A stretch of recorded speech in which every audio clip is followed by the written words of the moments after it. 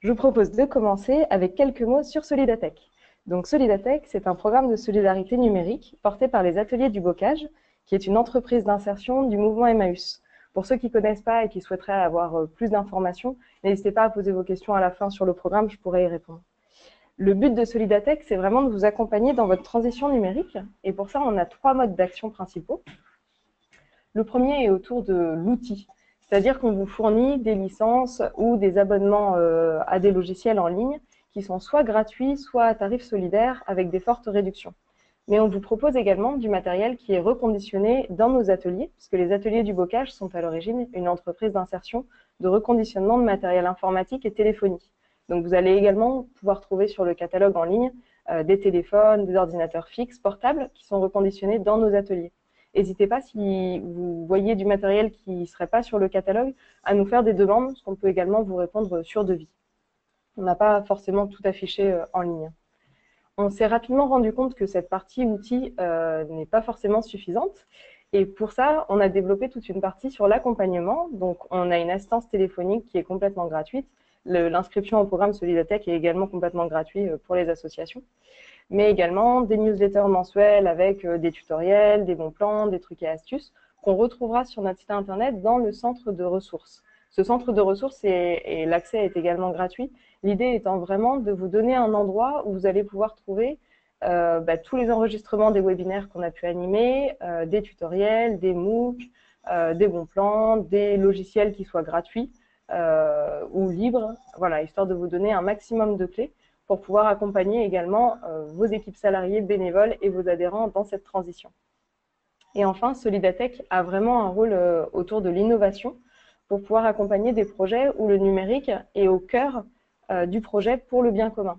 Donc on va retrouver des projets par exemple comme Silver Geek, où ce sont des jeunes en service civique qui vont animer des ateliers en maison de retraite pour apprendre aux personnes âgées à se servir de tablettes pour communiquer avec leur famille, mais également de consoles de jeux pour retrouver du plaisir, enfin voilà, être vraiment au service du bien vieillir. On a un certain nombre de projets comme ça qu'on accompagne, mais l'idée est vraiment aussi de pouvoir faire remonter les projets que vous, en tant qu'association, vous mettez en place, les faire connaître aux autres. Et pour ça, n'hésitez pas à nous envoyer vos propositions de projets, que nous, on puisse les relayer sur notre site internet pour les faire connaître aux autres associations. Solidatech, aujourd'hui, ce sont plus de 20 000 structures inscrites au programme. Donc le programme est dédié aux associations loi 1901, mais également aux fondations reconnues d'utilité publique et aux bibliothèques publiques. On a plus de 500 nouvelles inscriptions par mois.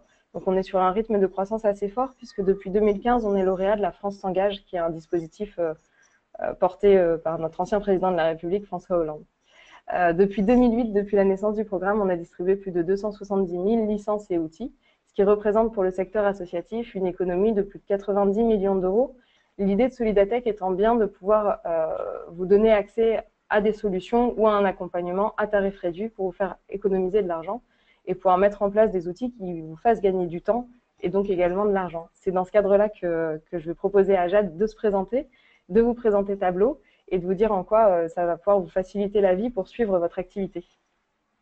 Jade, je vous passe la main. Merci Claire. Je vais partager mon écran à mon tour. Est-ce que Claire, tu peux juste me confirmer qu'on voit bien la slide tableau? Super, très bien, merci beaucoup. Donc bonjour à tous, je suis Jade Levent de Tableau.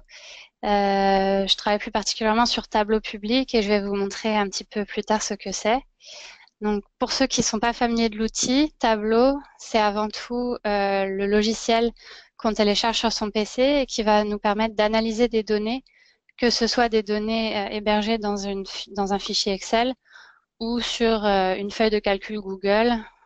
Et après, il y a plein d'autres. On peut se connecter à des bases de données si on est une entreprise, mais j'imagine qu'aujourd'hui, on n'a pas forcément des utilisateurs qui gardent leurs données sur des grosses bases. Donc, une fois qu'on a créé des analyses avec Tableau, le logiciel, il existe des plateformes de partage que sont Tableau Serveur et Tableau Online, qui vont permettre à une entreprise, une organisation, de mettre en ligne les analyses des différents utilisateurs afin de les rendre accessibles à l'ensemble de la communauté. Et donc ces deux solutions sont des solutions payantes. Par contre, si on souhaite juste partager au sein d'une structure qui n'a pas forcément les moyens de s'équiper avec des solutions payantes, il existe un outil qui s'appelle Tableau Reader et qui est l'équivalent d'Acrobat Reader pour les PDF, qui va permettre d'envoyer un fichier tableau interactif et de le faire lire par la personne qui reçoit. Donc, pourquoi je suis là aujourd'hui? C'est parce que Tableau a des programmes d'aide sociale. Donc, moi, j'appartiens à la partie Tableau public qui distribue une version gratuite du produit aux journalistes, aux blogueurs et aux personnes qui aiment analyser des données pour leurs loisirs.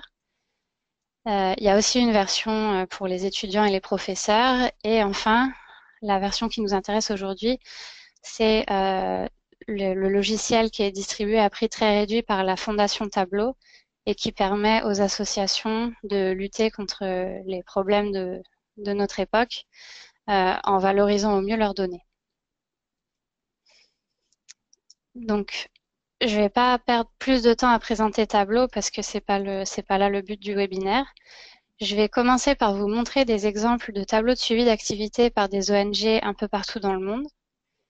Et ensuite, on passera à une mise en pratique de tableau avec un jeu de données que j'ai créé. Donc, c'est pas des vraies données, mais j'ai essayé de faire quelque chose qui doit être assez proche d'une feuille de suivi d'activité qu'on pourrait utiliser dans une association. Donc, commençons par les exemples.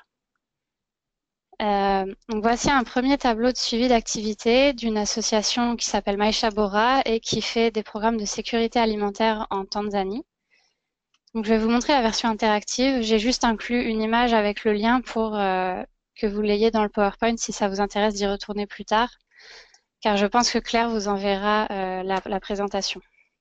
Oui, je confirme, Jade, j'enverrai la présentation à l'ensemble des participants. Parfait, merci. Du coup, voilà à quoi ressemble ce tableau de bord. Donc, ça n'a pas l'air hyper impressionnant dès le début. On voit juste en fait les différentes zones dans lesquelles Maisha Bora a établi des programmes.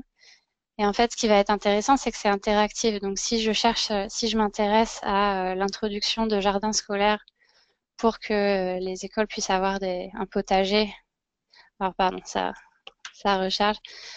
Voilà, donc si je veux voir uniquement les programmes de jardin scolaire, je clique sur la barre jardin scolaire et donc j'ai plus que les points verts et j'ai le détail de l'école, la date de début, etc. Et donc là, je pense qu'ils avaient fait aussi une enquête de satisfaction et un état d'avancement des projets et donc c'est ça qu'on voit évoluer aussi avec les barres ici. Donc ça, c'est un premier exemple assez simple de suivi d'activité. Le deuxième que j'avais pour vous, c'est le programme d'assainissement des eaux en Éthiopie par l'association Wash Cluster. Et donc là, c'est un peu le même principe. Ils ont collecté des données sur leur programme et puis ils avaient établi des objectifs. Donc on voit leurs objectifs et ce qu'ils ont atteint à date et les bénéficiaires de leur programme. Donc il y a plein de formes de visualisation en fait qui sont disponibles dans Tableau. Pour l'instant, on voit des formes assez simples de graphes, mais dans les exemples qui vont suivre, vous allez voir que ça peut être un petit peu plus visuel. Un troisième exemple, c'est le bulletin du programme d'aide alimentaire de World Food Programme pour le Nigeria, qui montre en fait, donc là, vous voyez qu'il y a plusieurs points ici, key points, méthodologie, consommation de nourriture. En fait, cette fois, c'est une histoire, c'est un peu comme si on faisait défiler des slides PowerPoint, et du coup, ça leur permet de dérouler un petit peu tout le processus d'accompagnement qu'ils font au Nigeria. Et donc, je vais vous passer rapidement les différents points. Donc, pareil, ça recharge. Parce que là, on a des visualisations qui sont un peu moins traditionnelles, notamment sur la dernière page. Donc, c'est l'effet démo.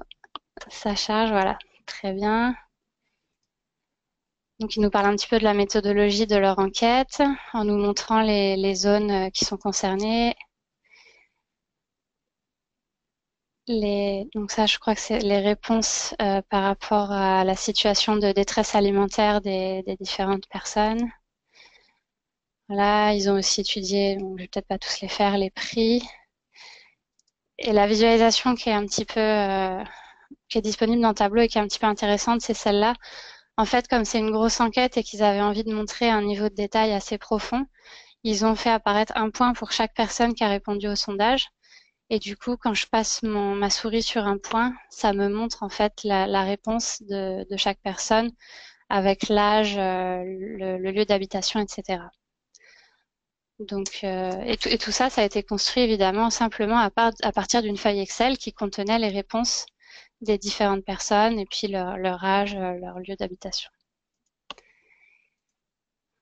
Voilà. Et un tout dernier exemple que j'ai mis parce qu'il est encore plus visuel et coloré et raffiné au niveau du graphisme, c'est ce tableau de suivi de la plateforme donorschoose.org qui permet en fait de choisir un projet particulier quand on donne son argent sur cette plateforme.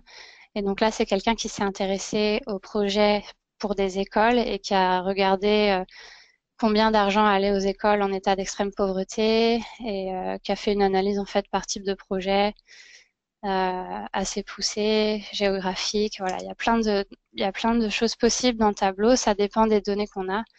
Et donc, c'est toujours interactif. Donc, quand on va cliquer sur des éléments, ça va en surligner d'autres. Bon, j'ai pas de chance.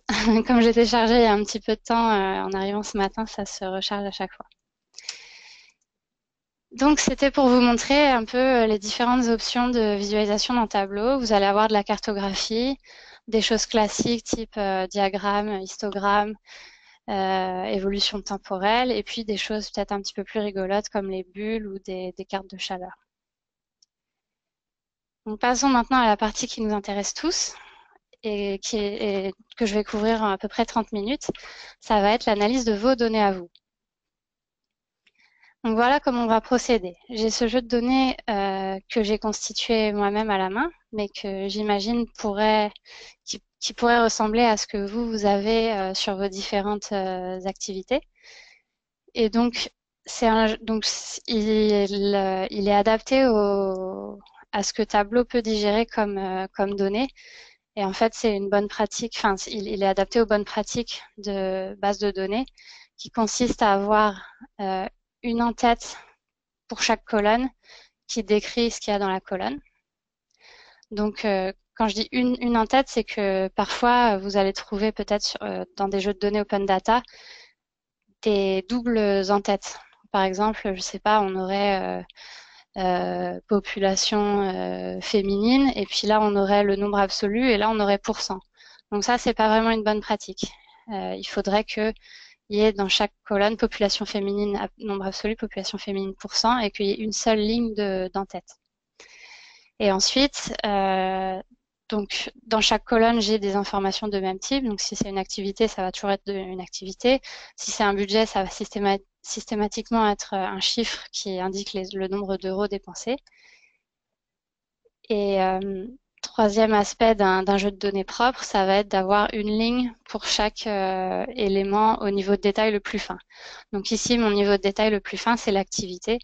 Donc à chaque ligne va correspondre une activité différente. Donc, je peux pas grouper deux activités différentes sur la même ligne. Ce jeu de données, je vous l'ai rendu accessible au format Excel ou en feuille de calcul Google. Donc, vous avez les liens ici, vous pourrez aller jouer avec si vous le souhaitez à la fin du webinaire. Et on va passer sur Tableau maintenant, donc fini le PowerPoint. Et les étapes qu'on va suivre, ça va être premièrement de nous connecter aux données, ensuite de les analyser, de les combiner sur un seul tableau de bord et de rendre ce tableau de bord interactif entre les différents éléments qu'on aura créés, un peu comme ce qu'on a vu dans les exemples. Ensuite, on sauvegardera notre visualisation en local et je vous montrerai quel est le type de fichier qu'on va partager avec Tableau Reader, l'équivalent d'Acrobat Reader. Et enfin, si vous souhaitez communiquer de façon externe, je vous montrerai comment on peut publier sur Tableau public. Et si on a le temps, je vous montrerai comment on peut faire un embed d'une visualisation de Tableau public sur un site. Ok, donc je passe à Tableau. Donc voilà ce que vous allez voir quand vous ouvrez Tableau pour la première fois. Donc vous n'aurez pas tout ça parce que ça, c'est les projets sur lesquels j'ai travaillé, donc c'est les projets récents. Par contre, vous aurez ce panneau-là de connexion qui vous montre tout ce qui est disponible en termes de connexion à des données. Donc, soit on se connecte à un Excel, soit un fichier texte, donc c'est-à-dire un fichier CSV. Récemment, on a introduit la possibilité de se connecter à des fichiers PDF et d'aller récupérer les tableaux qui sont dans ces PDF. Les fichiers de données spatiales, c'est si vous avez des zones géographiques que vous possédez en format shapefile qui ne sont pas des zones géographiques administratives reconnues par Tableau. Là, vous pourrez les importer et faire des analyses dessus. Et ensuite, vous avez donc ça c'est la version professionnelle plus réservée aux entreprises qui contient toutes les bases de données auxquelles on peut se connecter.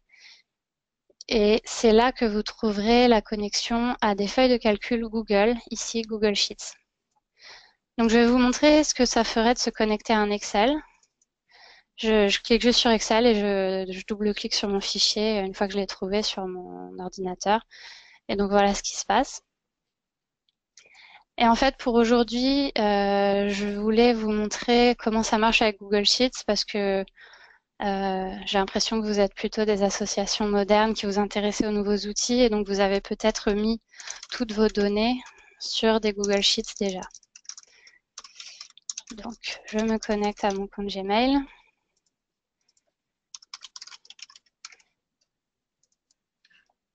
Et j'autorise Tableau donc à voir les feuilles que j'ai pour pouvoir choisir mon jeu de données. Et celui qui nous intéresse ici, c'est, je pense que je l'ai appelé École pour tous.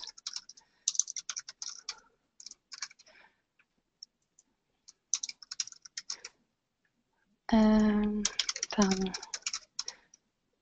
Laissez-moi retrouver. Je l'ai ouvert, donc je vais retrouver. OK.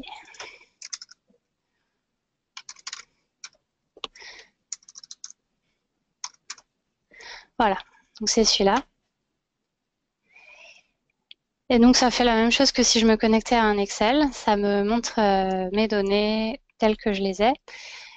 À la seule différence que si vous regardez en haut des en-têtes de colonne, vous avez des petits symboles qui sont apparus.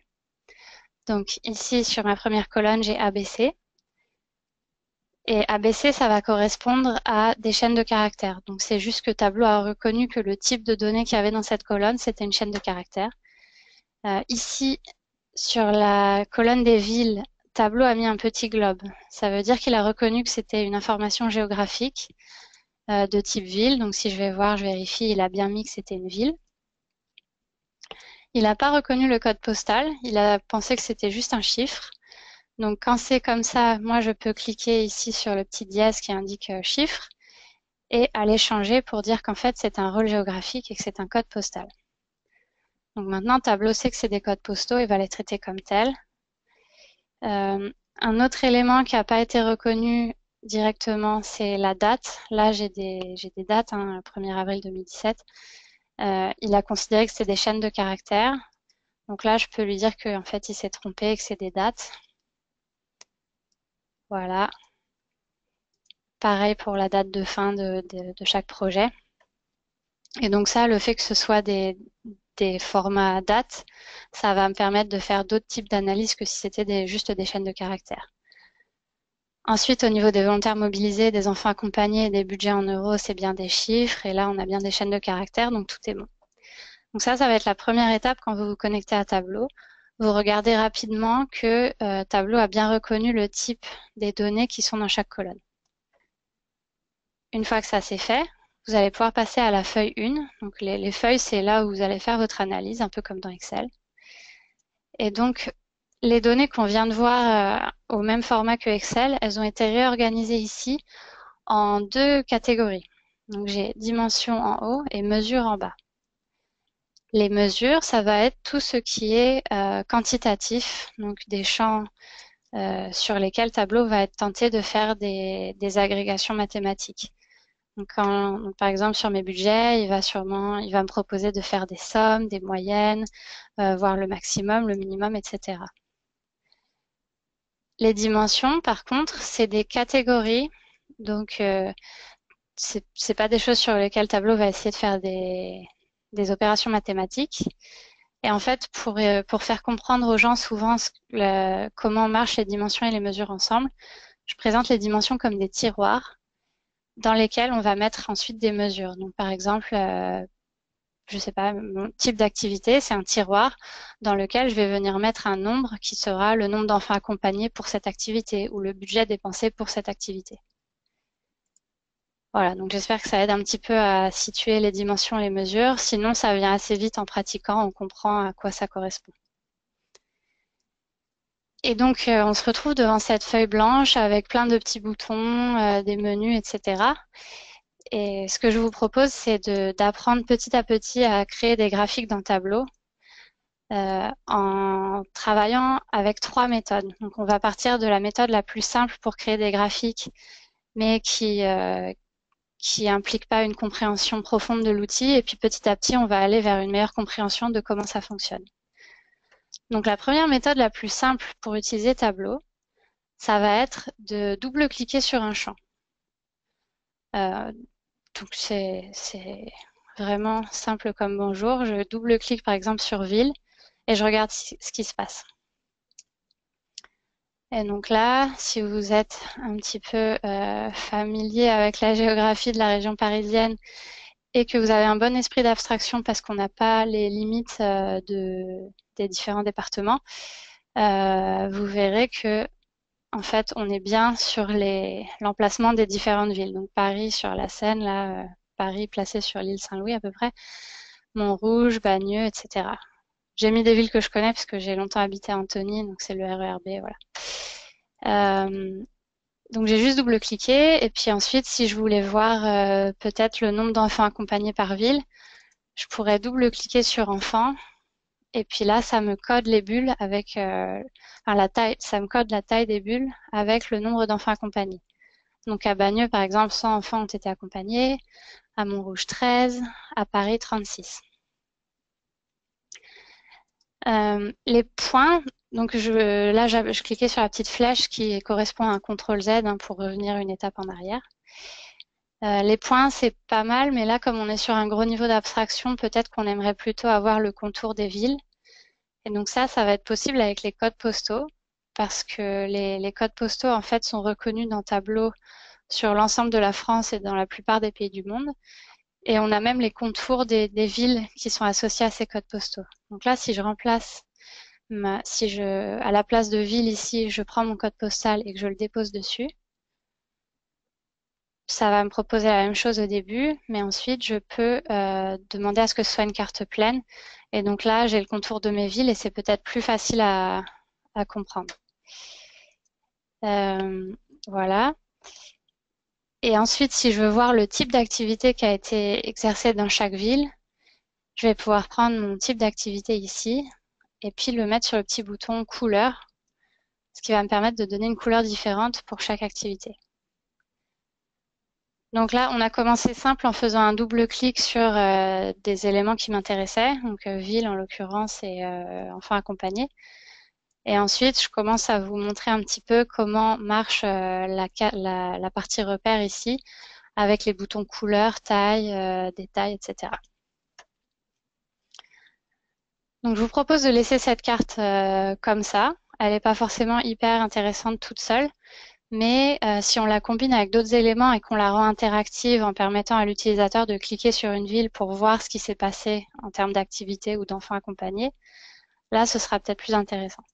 Donc je vais juste renommer ma feuille carte pour l'instant. Désolée, je suis sur un clavier un petit peu bizarre. Et on peut aller sur une nouvelle feuille de calcul et passer à d'autres analyses. Et donc, la deuxième méthode que je voulais vous montrer pour créer des graphiques et qui implique une compréhension un petit peu meilleure qu'un simple double-clic sur les champs au hasard, ça va être le menu Montre-moi qui se trouve en haut à droite de mon écran.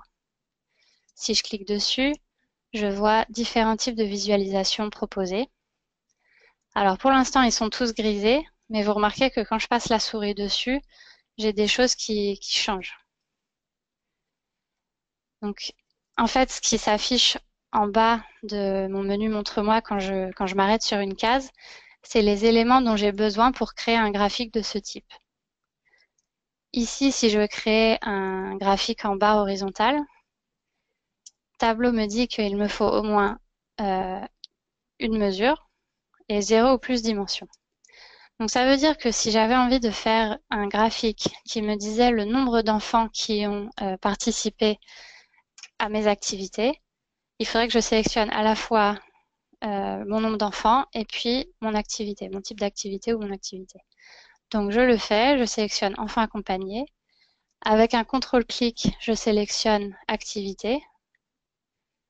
Et là, je vois que dans mon menu Montre-moi, il y a plusieurs visualisations qui se sont colorées et d'autres sont restées grisées. Celle que je voulais, le graphique en barre, c'est coloré et en plus est entouré de rouge, ce qui nous indique que Tableau considère que c'est le meilleur graphique à disposition pour montrer ce type de données. Donc c'est la recommandation Tableau en termes de bonne pratique.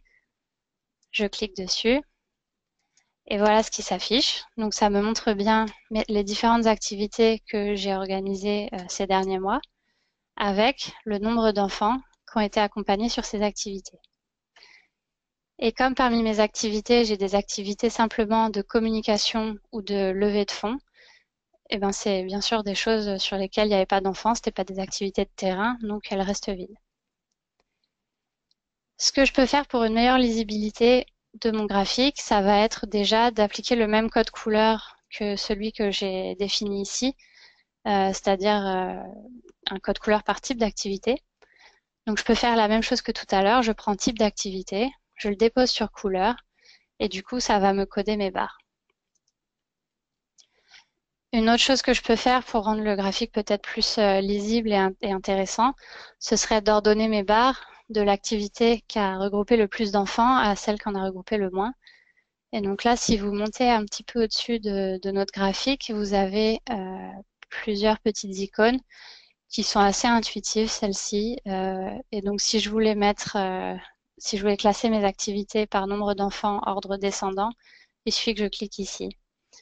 Et je vois que c'est avec mes cours de maths que j'ai aidé le plus d'enfants, suivi des cours de français. Il y a une sortie au Louvre qui a très bien marché. Et puis voilà, ensuite j'ai les autres activités que j'ai faites, le cours de prépa brevet, etc. Donc ça, c'était la deuxième façon de créer des graphiques avec Tableau. Vous ouvrez le menu Montre-moi et ensuite vous regardez ce dont vous allez avoir besoin pour créer le type de graphique que vous cherchez à produire.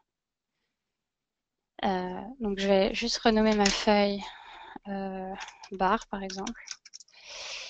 Et puis ce qu'on peut faire pour voir quand même les possibilités, parce que là c'est dommage de se contenter d'un graphique en barre quand on a des graphiques en bulle ou des arborescences à disposition. Je vais dupliquer la feuille, donc je clique droit sur ma feuille et je clique dupliquer. Et on va essayer un petit peu les différentes options. Donc si je fais ça, c'est pas très clair. Je peux faire un tableau surligné comme ça où la couleur va coder l'activité qui a le plus de succès. Donc là, ça me montre, c'est pas mal aussi comme représentation. Je vois tout de suite que c'est les cours de maths qui ont accueilli le plus de participants avec une couleur bleue le plus foncée. Je peux tenter un camembert. Donc là, il a pas organisé les éléments de la bonne façon, donc j'ai pas un vrai camembert. Mais ce serait faisable. Je sais pas si ça vaut le coup qu'on le fasse. Voilà. Donc là, on a un camembert. J'ai juste enlevé le détail des activités. Enfin, ouais, pour éviter d'avoir trop de tranches à mon camembert, j'ai enlevé le détail activité et je suis restée juste à un niveau type d'activité et je vois que à peu près un quart de mes activités, un quart de mes enfants accompagnés l'ont été sur des activités culturelles et à peu près les trois quarts sur des activités de terrain, c'est-à-dire des cours. Voilà. Donc, je peux rajouter du détail, hein, voilà. Mais je teste juste pour vous montrer un petit peu les différentes options possibles. Donc ça, c'est une arborescence ou en anglais tree map. Et donc, ça vous montre le nombre d'enfants accompagnés qui code ici la taille des carrés ainsi que la couleur. Donc, si jamais vous avez des doutes sur quelle information code quel élément, quel attribut, vous pouvez regarder ici dans la partie repères ce qui correspond à la taille et ce qui correspond à la couleur. Donc, je vois ici, si j'élargis un peu, que les enfants accompagnés codent à la fois la taille de mes carrés et la couleur de mes carrés. Voilà, j'en fais un dernier, les bulles. Voilà, c'est le même principe, sauf qu'ici, c'est le type d'activité qui code la couleur et la somme des enfants accompagnés qui code la taille des bulles. Donc, je renomme juste ça test. On ne l'utilisera pas forcément sur le tableau de bord final, mais c'était histoire de vous montrer les possibilités et à quel point c'est simple en fait de tester plusieurs visualisations et de voir celle qui correspond le mieux à ce que vous essayez de montrer ou qui aura le plus de résonance auprès des gens avec qui vous voulez partager l'information. Ça peut être si vous destinez votre communication sur les activités à un public de jeunes, peut-être qu'ils seront plus sensibles à des bulles qu'à une forme plus traditionnelle comme un graphique. Voilà. Et donc maintenant, on va essayer de comprendre encore un petit peu mieux le fonctionnement de Tableau. Et c'est la troisième façon de créer des graphiques dont je vais vous parler. Ça va nous demander de nous intéresser aux colonnes et aux lignes ici et de comprendre un petit peu leur fonctionnement. Donc on va y aller doucement parce que c'est pas compliqué, mais il faut comprendre le truc. Donc en fait, colonne, ça me permet de créer des colonnes sur un tableau, donc quelque chose de vertical. Mais si vous regardez bien la petite icône à gauche de ma souris, vous voyez qu'on a des traits verticaux donc qui représentent bien les colonnes et on a aussi 3 petits points horizontaux qui, eux, ressemblent plutôt à un axe horizontal. Et donc, une fois qu'on a compris ça, on comprend que colonnes, ça va me permettre de créer des colonnes, mais aussi des axes horizontaux. Et c'est pour ça que quand vous cherchez à créer, par exemple, une évolution dans le temps et que vous vous demandez où est-ce qu'il faut mettre vos années ou votre date entre colonne et ligne, eh bien, il faudra le mettre sur colonne parce que c'est colonne qui crée un axe horizontal. Donc, plutôt que de lire l'intitulé de la section colonne ou ligne, je vous recommande franchement de regarder les icônes pour bien vous souvenir qui correspond à quoi. Et donc, ligne, c'est la même idée. Ça va créer des lignes sur un tableau, ce qui est bien représenté par les 3 petits traits horizontaux. Mais ça va aussi vous permettre de créer des axes verticaux, ce qui est représenté par les 3 petits points verticaux. J'espère que j'ai été claire dans mes explications et on va voir tout de suite ce que ça donne en essayant de mettre, de placer un graphique d'évolution dans le temps. Donc ici, on a l'embarras du choix. On a bien sûr une date, donc la date de début de chaque activité ou la date de fin. Et on a aussi des éléments quantitatifs tels que le budget ou le nombre d'enfants ou les volontaires qui ont participé aux activités. Donc je vais commencer par mettre ma date en axe horizontal. Donc, il faut que je la mette sur colonne, les 3 petits points horizontaux. Et ensuite, je peux choisir, donc par défaut, tableau me met année et je peux creuser ensuite, aller au niveau du trimestre, du mois, du jour. Ou alors, je clique droit sur mon champ date et là, je vais choisir directement le type de date qui m'intéresse. Et ici, c'est jour, mois, année, comme indiqué dans la partie en gris. Quand je fais ça, je vois l'étalement de mes activités dans le temps. Donc, ça m'a bien créé un axe horizontal. Et ensuite, pour l'axe vertical, c'est au choix. Donc, je peux mettre soit mon budget. Donc, je prends un budget et je le glisse dépose sur ligne. Et donc là, je vois l'évolution de mon budget. Il y a un pic conséquent le 18 mai 2017. Si je regarde à quelle activité ça correspond. Donc, je peux prendre activité et le mettre sur détail ou sur étiquette. Bon, sur étiquette, ça casse un petit peu le truc. Je peux prendre activité et le mettre sur infobulle, ce qui va être pas mal parce que ça va me permettre de juste avoir le type d'activité qui s'affiche quand je passe sur un point. Et donc là, je vois que mon pic de budget à 800 €, ça correspond au gala de bienfaisance qu'on a organisé le 18 mai 2017 et pour lequel on a dû préparer des couverts pour une centaine de personnes. Voilà. Et l'autre pic, c'est le cours d'été prépa brevet. Je peux regarder aussi le nombre de participants que j'ai pour voir si c'est cohérent. Donc, je prends enfant accompagné et je le dépose aussi sur Infobulle. Et donc là, je vois que j'accompagne 18 enfants. 18 enfants sur une semaine de cours de prépa d'été. Donc, c'est l'achat du matériel et la nourriture. Et donc, c'est logique aussi. Voilà, donc je vais appeler ça évolution du budget.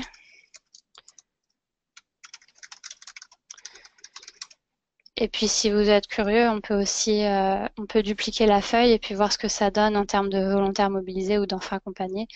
Donc là, je pourrais par exemple faire glisser-déposer le nombre de volontaires. Et donc maintenant, en haut, j'ai mon budget en euros. En bas, j'ai mon nombre de volontaires. Je vois que c'est à peu près, c'est assez corrélé parce qu'en général, quand j'ai des grosses activités qui demandent du budget, j'ai aussi besoin d'avoir les volontaires qui vont avec pour animer.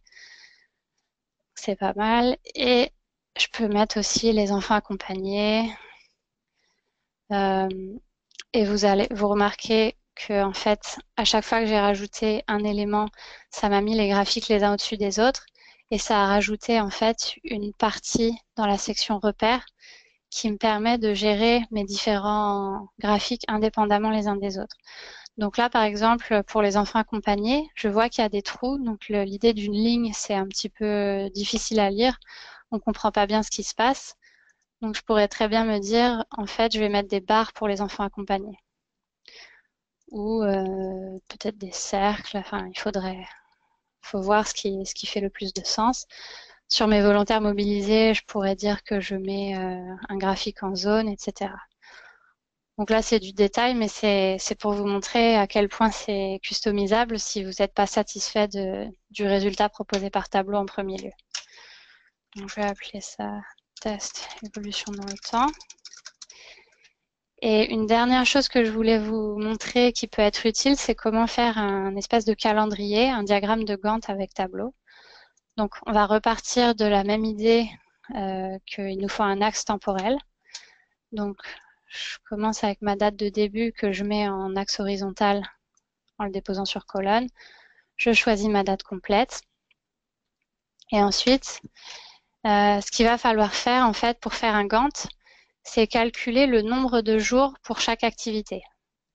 Et donc ça va me permettre d'introduire très rapidement la notion de formule dans Tableau, parce que c'est pas réservé à Excel, en fait, les formules. Vous pouvez aussi les utiliser dans Tableau.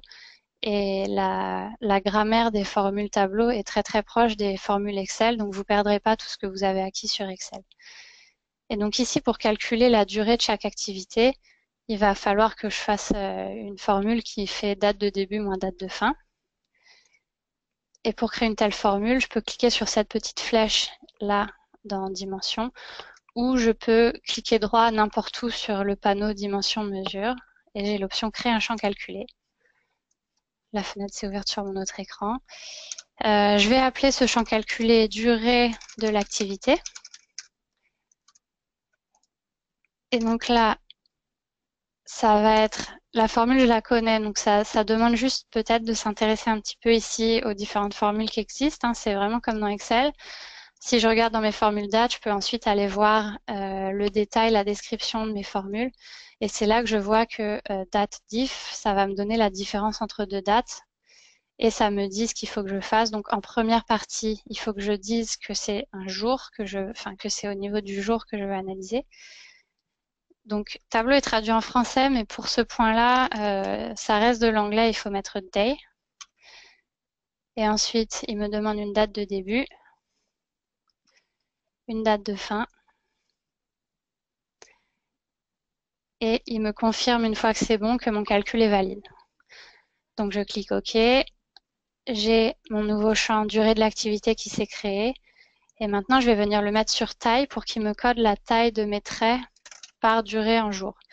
Et je m'aperçois que en fait, pour mes activités qui sont sur une seule journée, j'ai 0 jour. Donc ça me fait un petit trait tout fin. Donc là, ce que je peux faire pour que ce soit plus joli et plus compréhensible, c'est de dire je vais mettre +1. Donc je vais rajouter un jour à toutes les dates. Ce ne sera pas gravissime parce que au niveau des infobules, on verra toujours, je peux mettre la vraie date de début et la date de fin, mais ça me permettra juste que ce soit plus clair pour les activités d'une journée. Donc là, j'ai juste rajouté +1 dans ma formule. Et maintenant, je vois mieux en fait ce qui se passe à l'échelle d'une journée. Et ce que je peux faire un petit peu comme dans la logique de ce qu'on a fait depuis le début, c'est mettre en valeur les différentes activités, types d'activités. Donc pour ce faire, je peux créer 4 lignes différentes, une pour chacune de mes activités. Donc ça va se faire en prenant type d'activité et en le faisant glisser-déposer sur ligne. Donc là, j'ai bien mes 4 lignes qui se sont créées. Et je peux, pour des questions de cohérence, remettre la même couleur, donc prendre type d'activité, le mettre sur couleur. Ça m'applique la palette de couleurs qu'on a déjà déterminée. Et ensuite, je peux réorganiser au besoin parce que là, clairement, pour mon association, c'est les activités de terrain qui sont les plus importantes. Donc, je peux réorganiser comme je veux pour que ce soit plus visible et je peux donner plus de place à mon graphique. Voilà, et donc si je veux vraiment que ce soit très compréhensible, je peux mettre l'activité exacte sur l'infobulle, ce qui me permet de savoir ce qui s'est passé exactement sur chaque date.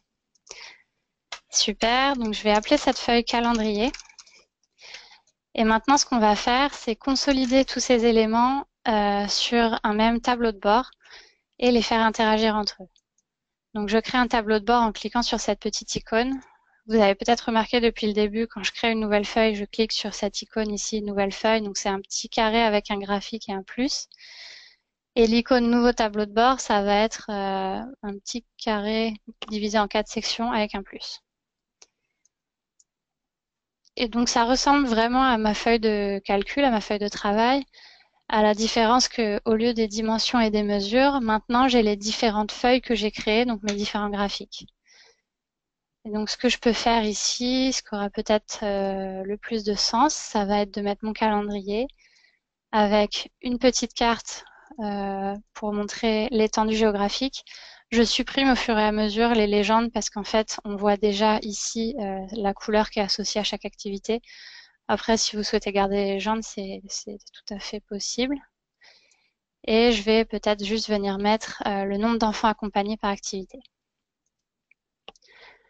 J'ai laissé ça, on aurait pu le filtrer. Je vais vous montrer comment le filtrer. Voilà, s'il y a des éléments pas pertinents, soit lui, il vous propose de les filtrer comme ça, soit nous, on va retourner dans notre feuille barre et on va dire qu'au niveau des types d'activités, on veut uniquement les sorties culturelles et le terrain parce que c'est juste là qu'on accompagne des enfants. Voilà. Et du coup, j'ai filtré en dehors, enfin, j'ai exclu les activités de communication et de fundraising. Voilà, donc on commence à avoir un tableau de bord qui prend forme et l'interactive. Alors je vais juste peut-être donner plus de place parce que la carte est très grande alors que finalement ça apporte pas forcément beaucoup d'infos. Voilà, donc je mets le calendrier en gros pour qu'il soit bien lisible.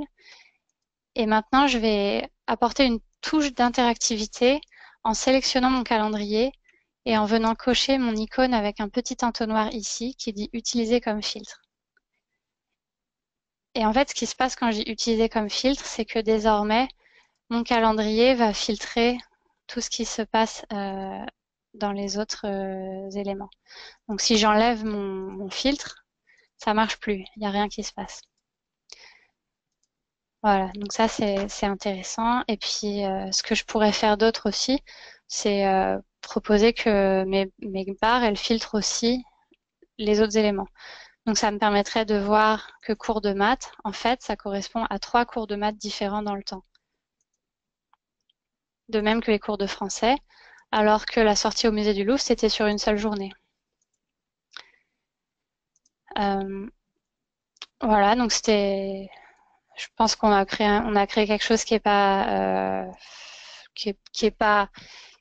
trop compliqué et qui est déjà assez utile. Il y a plein de possibilités, mais comme je veux pouvoir vous montrer la sauvegarde et le partage en ligne, on va s'arrêter là. Je vais juste donner un titre et appeler ce tableau de bord activité l'école pour tous. C'est le nom fictif de mon association que j'ai créée pour l'occasion.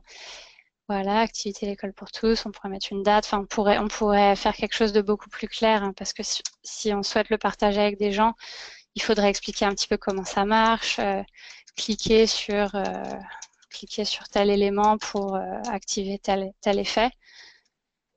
Mais bon, ça c'est pas difficile, ça se fait au niveau de l'éditeur de texte ici, donc c'est facile à prendre en main, je veux pas qu'on perde de temps là-dessus. Donc voilà ce qu'on a. Et donc pour le sauvegarder et pouvoir le partager à des gens qui ont Tableau Reader, ça va simplement se passer ici, enregistrer sous. Je vais enregistrer sur mon bureau. Et il faut juste choisir le format TWBX qui, en fait, package les données, qui inclut les données dans le fichier. Alors que le fichier .wb, TWB, il n'inclut pas l'Excel et du coup, il faut envoyer aussi l'Excel à la personne pour qu'elle soit en mesure d'ouvrir et de voir tout ce qui se passe dans la visualisation. Donc, n'oubliez pas, quand vous sauvez au format TWBX. Voilà, on n'a qu'à l'appeler comme ça. Voilà, une fois que vous avez ce fichier, eh ben, vous pouvez l'envoyer par email, le TWBX, vous l'envoyez par email à quelqu'un, vous lui donnez le lien pour télécharger Tableau Reader qui va se trouver ici sur cette page. Alors je l'ai aussi inclus dans la présentation, c'était sur la slide sauvegarder nos visualisations, il est partagé avec Tableau Reader. Vous avez le lien pour venir télécharger Tableau Reader gratuitement. Ça, c'était la première possibilité. La seconde, c'est de publier en ligne, un peu comme, enfin exactement comme l'ont fait ces différentes organisations. Et donc ça va se passer en 2 étapes. La première étape, ça va être de créer pour votre association ou de créer personnellement un profil Tableau public. Donc ça se passe ici, Create your profile. Vous avez juste besoin d'un nom, d'un email et d'un mot de passe. Et je pense que c'est même visible en français si vous voilà, si vous n'êtes pas à l'aise en anglais, créez votre profil voilà, tout en français. Et une fois que vous avez créé ce profil, en fait, vous allez avoir un espace personnel. Donc je me connecte au mien pour vous montrer ce que c'est. C'est un petit peu un portfolio en fait de tout ce que vous avez créé, avec la possibilité éventuellement de cacher des visualisations si elles sont pas finies ou si elles sont pas destinées à un grand public. Et donc voilà, là c'était ce que j'avais préparé pour un article de blog qui sortira dans la partie centre de ressources de Solidatech. C'était un peu la même idée. Pardon. Voilà, donc vous allez pouvoir vraiment stocker beaucoup de données. Vous avez droit à 10 gigas. Moi, ça fait 1 an et demi que je travaille pour Tableau Public. J'ai créé 177 visualisations et je suis vraiment loin des 10 gigas. Donc, vous avez vraiment beaucoup d'espace pour sauvegarder des choses là-dessus. Et donc, comment ça se passe la sauvegarde quand on est sur Tableau Desktop, qui est la version proposée par Solidatech? Ça se passera ici au niveau du menu serveur. La dernière option que vous avez dans ce menu, c'est Tableau public. Et là, vous pouvez faire enregistrer dans Tableau public. Tableau va vous demander de créer un extrait de données. Donc, c'est juste histoire de pouvoir embarquer ces données, pas au format Excel, quoi, d'embarquer les données dans le tableau. Donc, je dis oui. Il fait sa petite cuisine, il crée son extrait de données qu'il met dans un fichier dans la partie mon dossier tableau. Et ensuite, je peux publier l'école pour tous. Et donc, l'intérêt d'avoir fait ça avec une Google Sheets, je vous rappelle qu'au début, je vous ai montré comment se connecter à un Excel. Et puis, finalement, j'ai préféré faire mon tableau de bord à partir de ma feuille Google Sheets. L'intérêt, c'est que la visualisation de tableau publié sur Tableau public va rester synchronisée avec les données de votre Google Sheets grâce à un système de synchronisation toutes les 24 heures. Donc, quand je coche cette case, toutes les 24 heures après que je l'ai publié, Tableau public va aller voir, va aller demander à votre Google Sheets s'il y a eu des modifications et s'il y en a eu, il va les prendre en compte et les intégrer à la visualisation. Donc là, je fais enregistrer. Et Tableau est en train de charger la vue sur Tableau public.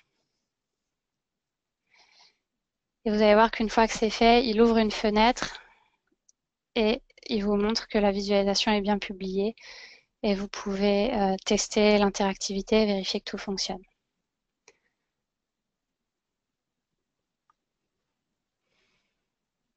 Voilà.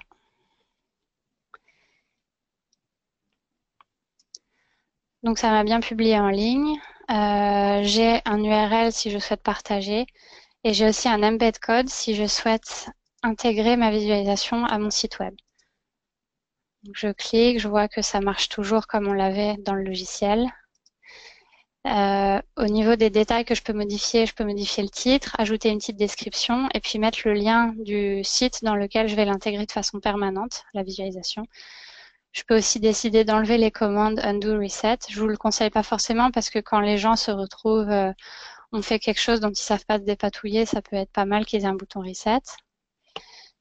Voilà, vous avez la possibilité de ne pas autoriser le téléchargement du classeur, donc c'est-à-dire que les gens puissent pas venir télécharger votre fichier et ensuite le rouvrir. Ce qu'il faut savoir, c'est que c'est qu'en fait, beaucoup d'auteurs laissent leur visualisation téléchargeable, comme celle-ci ici, et c'est une très très bonne façon d'apprendre à utiliser Tableau. Allez voir sur Tableau public, regardez les visualisations, il y a une galerie par exemple.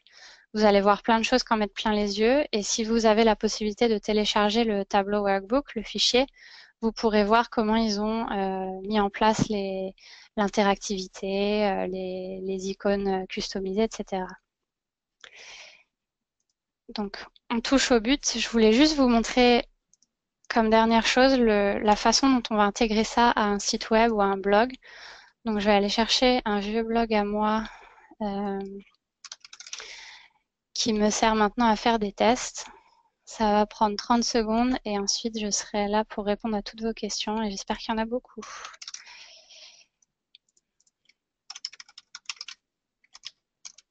Tac. Voilà, je vais dans la partie article. On voit tous mes brouillons pour les tests d'embed et je vais remplacer ça par le code que je viens de copier. Vous l'avez peut-être pas vu, mais j'ai fait un copier-coller. J'enregistre le brouillon et on va lancer un aperçu.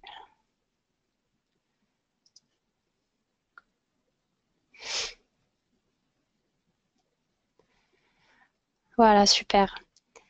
Donc vous voyez que l'embed a été très facile. Alors il est coupé parce que la taille de ma colonne de blog est assez fine et je ne me suis pas du tout intéressée aux mesures quand j'ai créé ma visualisation. Mais c'est customisable ici en fait. Quand vous êtes sur votre tableau de bord, vous pouvez choisir la taille. Donc soit une des tailles à peu près standard qui est proposée par Tableau, soit vraiment la taille exacte si vous savez au pixel près ce que vous voulez. Et puis vous avez la possibilité de faire des plages. Donc si vous, par exemple, si ça s'affiche, si vous savez que les gens vont consulter soit sur tablette, soit sur ordinateur, vous pouvez mettre comme taille minimum la taille d'une tablette et comme taille maximum la taille d'un ordinateur. Et vous avez aussi l'option automatique qui va vous permettre de prendre automatiquement toute la taille de l'écran, ce qui peut être très bien quand on est sur des formats horizontaux comme ça. Par contre, ouvert sur un téléphone, la version automatique, ça va tout aplatir et ça va être illisible. Donc, je sais pas, je suis pas sûre que là, dans cette étape de découverte, ce soit intéressant de parler mobile. Mais si jamais ça vous intéresse, il y a aussi une possibilité de créer des choses mobiles vraiment adaptées et customisables. Mais je vous laisserai aller regarder un petit peu sur le site de Tableau, enfin faire des recherches Google, Tableau version mobile, etc. Parce qu'on n'a pas le temps et que c'est peut-être pas l'objectif principal des gens qui sont dans le webinaire aujourd'hui. Voilà, donc j'ai pris un petit peu plus de temps pour la présentation, mais j'espère que ça a été utile. C'était très clair. Je pense que c'est particulièrement utile dans cette période de bilan où voilà, on a tout du reporting à faire et le reporting, c'est toujours plus clair quand on a des visuels pour illustrer nos activités. Donc clairement, je pense qu'on peut tous en voir l'utilité. Je propose à tous les participants qui le souhaitent de poser leurs questions à l'écrit ou de lever la main pour que je puisse leur donner la parole. Comme ça, vous allez pouvoir échanger avec Jade. On a déjà quelques questions. On a vu très rapidement que si on se connectait sur une Google Sheet, les données pouvaient être mises à jour en temps réel. Comment est-ce qu'on peut faire si on travaille sur un tableau Excel pour mettre à jour les données d'une présentation sur laquelle on a déjà passé quelques heures à travailler? Mon tableau Excel change parce que forcément la vie avance et mes données évoluent. Est-ce qu'il est possible de mettre à jour ces données pour pouvoir faire évoluer ma présentation finale? Tout à fait. Alors je vais juste switcher. Donc j'avais travaillé un petit peu sur ma présentation en amont et je l'avais fait sur Excel. Je me suis juste dit au dernier moment que c'était plus logique de faire sur Google pour montrer la possibilité de synchroniser. Mais donc celle-là est faite à partir d'un fichier Excel. Donc on peut aller le voir. Ouais. Ah, ah non, pardon, c'est fait à partir d'une Google Sheet. Bon, je vais me connecter rapidement à un fichier Excel et puis je vais vous montrer comment on peut rafraîchir ces données. Parce que évidemment c'est faisable, hein. On ne laisserait pas les gens galérer avec des updates qui se font pas automatiquement. Donc j'y vais, je me connecte cette fois à l'Excel. Je vais pas refaire les visualisations, hein, c'est juste pour vous montrer ce qui se passerait. Voilà, et donc une fois que... Bon, je fais juste un truc rapido. Voilà, par exemple. Et donc si mes données étaient updatées dans mon Excel, il suffirait que j'aille dans Données ici. Là, je trouve mon jeu de données. Et j'ai la possibilité d'actualiser ou simplement appuyer sur la touche F5, ça marcherait aussi. Donc je sais pas, on peut faire un test ici pour vous montrer que ça marche. Cinéma en plein air, voilà. Tac. Puis je vais tout copier. Voilà, je sauve ça dans mon Excel.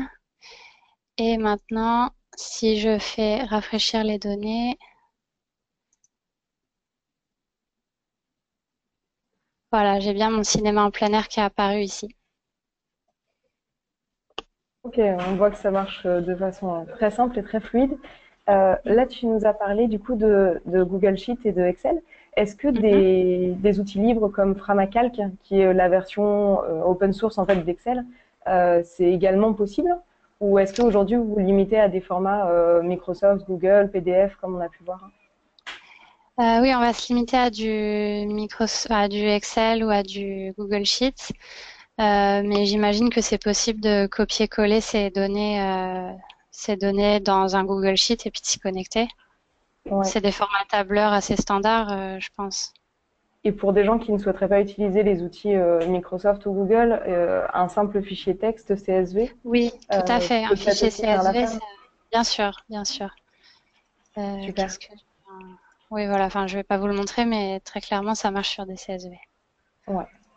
On a également une question de Joël qui nous demande, lui, il a un fichier Excel avec énormément de colonnes, avec des colonnes où il y a des mesures calculées, où il a Mhm. déjà fait des formules, etc. Est-ce que c'est Ouais. possible d'importer ce genre de données ou est-ce qu'il faut uniquement s'arrêter sur des données brutes et faire les calculs dans Tableau? Ah non, non, c'est tout à fait possible. Un tableau, il va prendre les résultats qui sont dans la feuille de calcul, il va lire les résultats des formules et il va les importer tels quels.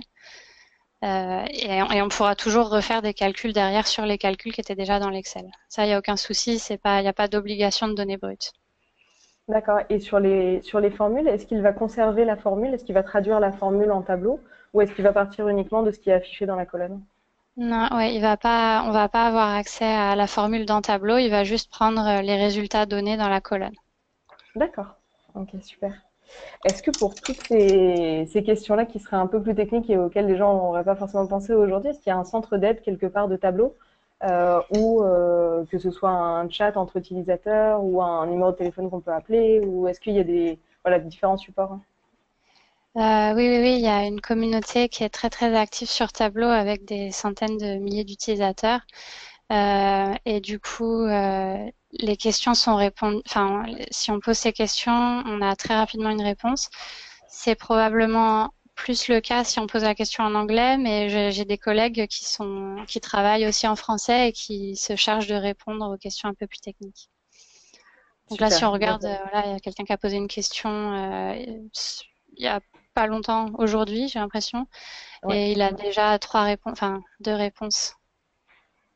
super. Donc on n'est pas tout seul si on part sur Tableau, on peut trouver des Non, gens avec qui échanger. ouais, ouais, Google est notre ami. Il y a plein de choses, il y a plein de tutoriels. C'est assez facile de s'y retrouver. Est-ce que tout à l'heure, tu nous as parlé de bonnes pratiques pour importer le fichier Excel Mhm. sur les entêtes de colonnes, etc. Est-ce qu'il y a un Oui. endroit où on peut un peu retrouver ces bonnes pratiques? Est-ce que vous avez des endroits avec des recommandations ou ce genre de choses? Euh, Pas forcément que je sache, mais j'ai essayé d'inclure un petit peu ça dans l'article de blog qu'il y aura sur votre centre de ressources. Donc bien rappeler que on a l'intitulé dans une seule case et qu'on a une ligne par observation, etc. Super. Voilà, c'est assez logique et facile à comprendre en regardant le tableau. Ok.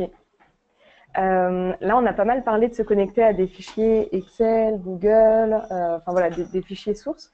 On a Mhm. du coup pas forcément abordé la partie base de données. Oui. Certaines associations, surtout les plus grosses, ont des bases de Mhm. données, qu'elles soient Access ou SQL, enfin voilà, sous d'autres formes. Mhm. Est-ce qu'il faut des compétences techniques très particulières pour pouvoir se connecter à ce type de base ou est-ce que Tableau fait le travail pour nous? Non, c'est assez simple. Il faut juste avoir les identifiants pour s'y connecter.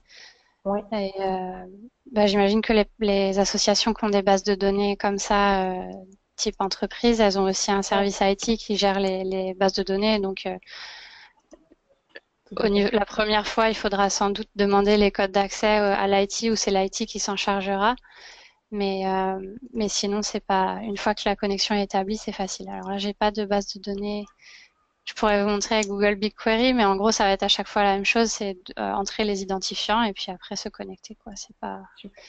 C'est pas compliqué. Et pour remettre les données à jour, on appuie sur F5 et tout se remet à jour. C'est ça, c'est ça. Super. Je ne sais pas s'il y a d'autres questions. Je crois qu'on a fait le tour pour le moment. Alors, j'ai des retours comme quoi la présentation était très claire. Je pense que Ah, c'est aussi pour merci. ça qu'il n'y a pas forcément beaucoup de questions. D'accord. Je ne sais pas si toi, il y avait certaines choses que tu voulais montrer du coup en plus, ou sinon on peut s'arrêter là si c'est clair pour tout le monde. Euh, Qu'est-ce que je pourrais montrer en plus? Bah, si, je peux vous montrer un petit peu comment on personnalise. Du coup, on pourrait finir un petit peu ce dashboard qui est resté inachevé D'accord. en clarifiant un petit peu. Euh, donc là, si je devais le publier pour communiquer auprès de mes volontaires et de mes mécènes, j'expliquerai un petit peu. Donc, l'association a pour but de... Pardon, je ne sais pas sur quelle langue de clavier je suis. Bon, je vais... c'est- On a une Bon, question de Arnaud Desjonquières, oui, donc si tu veux, en attendant que tu puisses retrouver ton oui, je veux clavier, on bien. peut lui donner la Voilà. parole. Arnaud, je vous donne la parole. Bonjour Arnaud. Ah, Arnaud, on vous entend pas très bien. Oui. Arnaud, je vous propose de poser votre question à l'écrit. Je suis désolée, je pense que vous avez un petit problème de micro. Si vous voulez, on y répondra à l'écrit. Euh, on a une question de Joël, du coup, toujours sur la Oui, différence entre Excel et Tableau. oui. Est-ce qu'on retrouve l'ensemble des fonctions Excel dans Tableau? Quelles sont les limites en fait par rapport à un Excel? Alors j'imagine forcément toute la partie code VBA n'a pas Oui. lieu d'être, mais par contre sur la partie formule, est-ce qu'il y a certaines limites? Est-ce que enfin voilà, sur le fonctionnement de Tableau et d'Excel, est-ce qu'on retrouve l'ensemble des fonctionnalités? Alors, j'ai été une grosse utilisatrice d'Excel, donc j'ai réfléchi un petit peu aux formules. Au niveau des VLOOKUP, c'est pas forcément la même logique parce qu'on est plus sur une logique de filtre dans Tableau. Donc, les formules VLOOKUP, ça marchera pas telles qu'on les a dans Excel. Euh, Qu'est-ce qu'il y a d'autre? Le formatting, comment on appelle ça? Formatage conditionnel. Oui, Ça va avoir une logique aussi un petit peu différente, c'est-à-dire qu'on va pas pouvoir surligner des... Enfin, ça va pas être aussi simple que dans Excel où on va dans un formatting conditionnel et où on choisit tout de suite. Là, ça sera une logique de formule avec des si et des if this, enfin if this then that. ouais, Par exemple, qu'est-ce qu'on pourrait faire? On pourrait dire s'il y a plus d'enfants, si il y a plus de 10 enfants, alors on met une couleur donnée. Donc si on devait faire du formatting conditionnel avec tableau, euh, je vais mettre ici plus d'enfants en rouge, ça va être ça le nom de ma formule. Et ce serait if nombre d'enfants accompagnés supérieur à 10, then Il faut que je comprenne sur quoi je suis. Et on voit Bon, on a l'aide pour écrire la formule également sur la colonne de droite, hein. Donc on peut être tout à également fait. accompagné. Enfin voilà, on peut suivre pas Voilà. à pas. Else, gris. Voilà, je vais mettre. Désolée, je mélange l'anglais et le français. Else, gris. Voilà.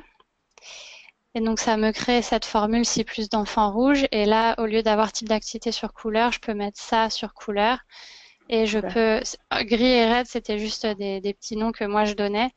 Et après, je peux faire correspondre ça vraiment au niveau des couleurs en cliquant sur le bouton couleur et en associant manuellement gris à gris et rouge à rouge.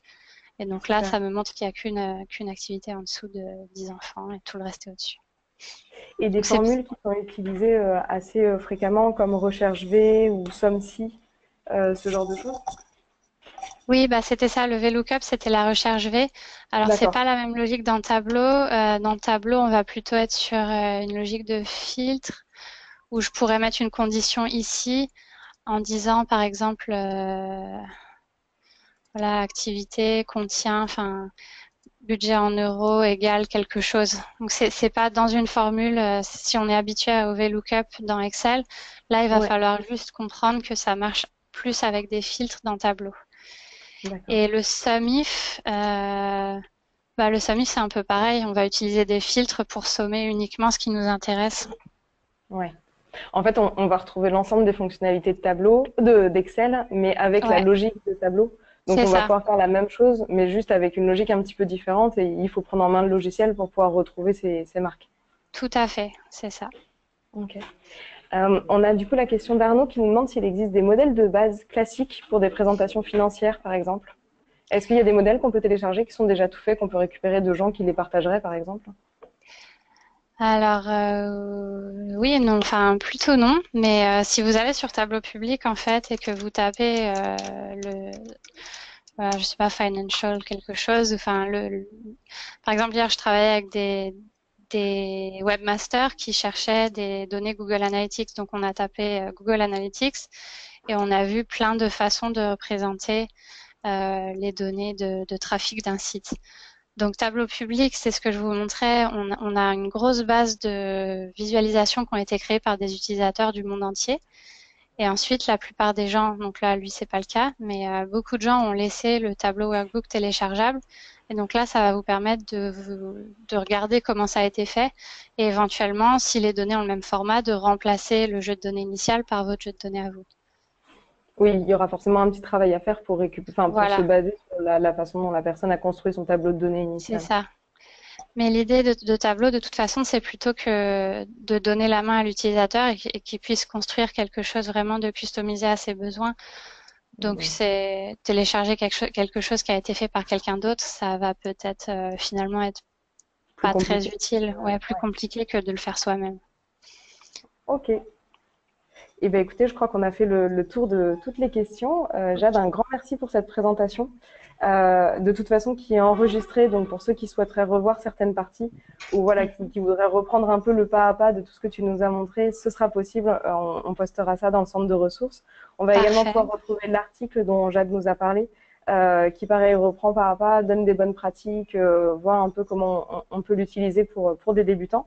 Et puis je crois que comme tous les logiciels, il n'y a pas trop de secrets. Il faut prendre un petit peu de temps pour le tester, C'est pour ça. pouvoir monter en compétence dessus. Tout à fait. Ben, merci beaucoup.